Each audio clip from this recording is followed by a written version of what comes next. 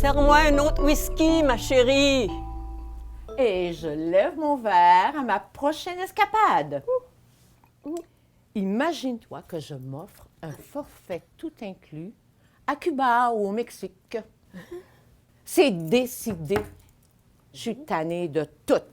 Surtout de ces histoires de pandémie. J'ai besoin de voir le soleil, juste de contempler la vie et la mer. Bref, c'est le moment idéal pour m'offrir le grand luxe en mode Dolce Vita. Ben voyons donc.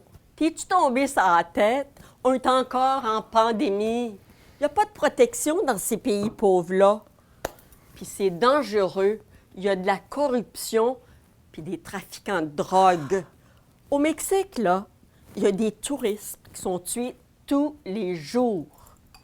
Complètement fou ton idée. Ça n'a juste pas de bon sens. En tout cas, compte pas sur moi ni sur ta sœur pour aller te chercher dans le fond du creux si tu as des problèmes. Et puis, une chose est sûre, si tu pars pareil, tu assumes tous les risques et tu te débrouilles toute seule.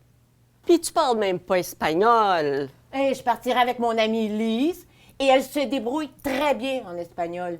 Pas sérieuse. Lise, une vraie tête de linotte comme toi, qui fait confiance à n'importe qui tombe d'un pomme dès qu'un homme lui sourit. Nous avons choisi une excellente agence de voyage. Puis là, notre affaire, voyons donc, toutes les agences de voyage sont sur le bord de la faillite depuis la pandémie. Tu sais pas ça? Oh. Quand je te regarde aller, là, je me demande si ça devrait pas être la curatelle qui s'occupe de toi. Surtout que ta fille vit plus au Canada. Chérie, il s'en vient-tu, mon verre? Hélène, on sera pas toujours là pour t'aider. T'as vraiment le don de me faire passer pour une imbécile, une parfaite idiote. Ben voyons, prends pas ça comme ça. On veut juste te protéger. Ta sœur t'aime, puis moi aussi. C'est juste que depuis la mort de ton mari, là, c'est bien simple. On dirait que t'arrives pas à penser comme du monde. Bon, ben, je vais rester chez moi d'abord.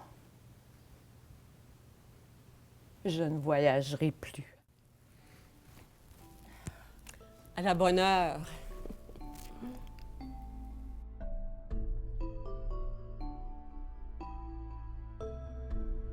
Nos proches ne font pas toujours pour notre bien. Le choc du décès d'un conjoint après une longue et belle vie commune est énorme.